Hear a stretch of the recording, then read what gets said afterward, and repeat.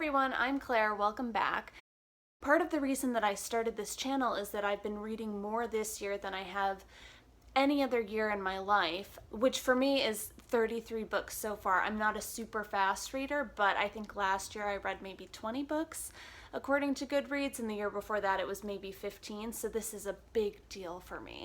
And that's part of why I started the channel. I thought, man, I'm reading so much, I might as well talk to people about it and sort of like put a little more energy into thinking about and discussing what I've been reading. One of the issues though about BookTube is that it seems to be really focused on what people are currently reading, what they just read, or what they're about to read. And I'm like, oh no, I have these 30 books that I still want to talk about. So I think at least like early days, I'm gonna kind of go backwards in time a little bit and talk about some of my favorite reads so far this year, so I don't have to wait until the end of 2017 to talk about like best books of the year or whatever.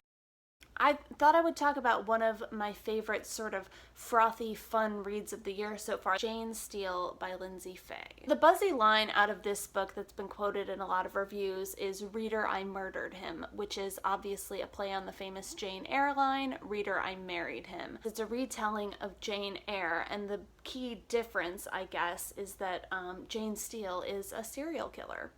The quote on the cover of this book is, "Jane Eyre gets a dose of Dexter." She is a serial killer, but her murders are morally justified. She kind of just finds herself in situations where she needs to kind of like take out a dirtbag, you know, and that just happens to her a couple of times, you know. What are the odds? It combines a lot of elements of different genres. So you have kind of like thriller, mystery, romance, all tied up in this sort of Victorian historical fiction. It's also a feminist revenge fantasy that is just super fun and frothy and just totally bonkers and delightful. It's a beat-by-beat retelling of Jane Eyre in a lot of ways. It opens up with the young Jane protagonist, in this case Jane Steele. She's living on this estate called Highgate House with an aunt and a sort of malicious cousin, male cousin. And she has suspicions that the property and the estate rightfully belong to her. But obviously her aunt is not a big fan of hers and is not willing to give up that fortune. So then young Jane, like Jane Eyre, gets sent away to a horrible school with a terrible headmaster, and she becomes friends with a quiet and quaint and quite moralizing peer, Rebecca Clark, standing in for the Helen Burns character of Jane Eyre. Later, after the death of her aunt, she ends up going back to Highgate House under the guise of a governess to the new owner in an attempt to kind of see if she can figure out the mystery of her own inheritance. The new owner of Highgate House is Charles Thornfield, who has spent several years in the Punjab during the Sikh Wars. And then, you know, romance and a little bit of bloodletting ensues. What I think makes this book so successful is that it is, in a lot of ways, a really faithful retelling of Jane Eyre, and I think it captures the spirit of the romance and the female independence very well. I also think that it updates Jane Eyre in a lot of really key and important ways that help make the book a success. First, the proto-feminism of Jane Eyre in Jane Steele becomes full-blown feminism. If readers of Jane Eyre take issue with the abusive qualities of Mr. Rochester, locking up his first wife Bertha, or find themselves having to do mental gymnastics to rationalize any affection for Mr. Rochester, this book tackles domestic abuse, sexual abuse, harassment, mistreatment of women head on, and it's so satisfying because every dirtbag in this book gets dispensed justly, you know, in a way that's even a fantasy by 2017 standards, you know what I mean? The other ways in which it really updates and in some ways corrects some of the issues of Jane Eyre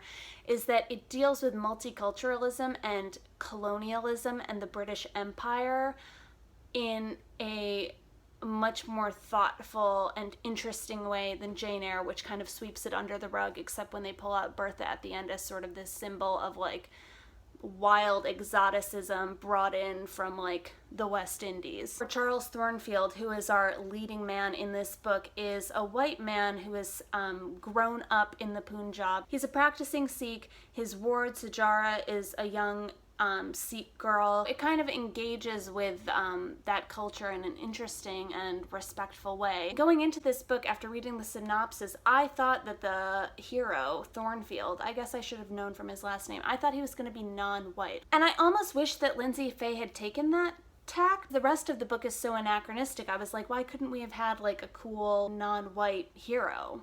But I mean, lost opportunity. Also, despite being set in Victorian times, is not Victorian at all in its approach to sexuality. Jane Steele is a character who is very much in touch with her sexuality, which is great. Again, anachronistic. She's sex positive in the way that women today are sex positive. Well, some women today are sex positive. I don't think that's like historically authentic, but the point of this book is not historical authenticity, so like I didn't have a problem with it. It also features more than just heteronormative sexuality. There's bisexuality, homosexuality, asexuality that are explored. So although the main romance is definitely between a guy and a girl, it's nice that that's acknowledged because that definitely existed at that time. The other thing I really loved was the relationship between Charles Thornfield and his ward, Sajara. I'm probably mispronouncing that name, but it's really touching and really funny. They have really great banter back and forth, and it's really cute, which is a stark contrast to Mr. Rochester and Adele. Sajara is kind of her own character and a really self-possessed, strong-willed, engaging and interesting and like blossoming heroine in her own right, whereas Adele is really just this like stain of like the consequences of sexuality that creates a sort of sexual power imbalance between Jane and Rochester that doesn't exist between Jane Steele and Charles Thornfield in this book. Which brings me to my last point on which Jane Steele is a great update on Jane Eyre, and that's that the romance between Charles Thornfield and Jane Steele is much more equal. Jane Steele is the employee of Charles Thornfield. The fact that she's the rightful heir of the estate kind of complicates that power dynamic, and just the way that they treat each other is very much on the footing of equals. There were a few things about the book that I didn't buy. There's like a subplot with Charles Thornfield's background and his past and the reasons behind why he kind of always wears these gloves on his hands that like bordered on like a little bit too tortured for me. It got like this close to being like too much, and I was like, when you find out the reason that he wears these gloves, you're just a little bit like, okay, like give me a break, come on. I also generally kind of liked the character of Rebecca Clark, which is the Helen Burns stand-in. There is like part of her character arc I think contains a revelation that to me, the way that it's executed feels quite cliche. I mean, it's kind of a touching moment, but it bordered on like some cliches that I'm not a huge fan of. And then my biggest issue with the book is the treatment of a character named Garima Kaur. I might not be pronouncing that correctly, but she works at Highgate House for Mr. Thornfield, and she's a member of his staff who's come over from the Punjab. And throughout the book, she doesn't talk, and Jane Steele assumes that she can't speak English, so she has no voice throughout the book. And again, I think the book fell into some dumb cliches with her character.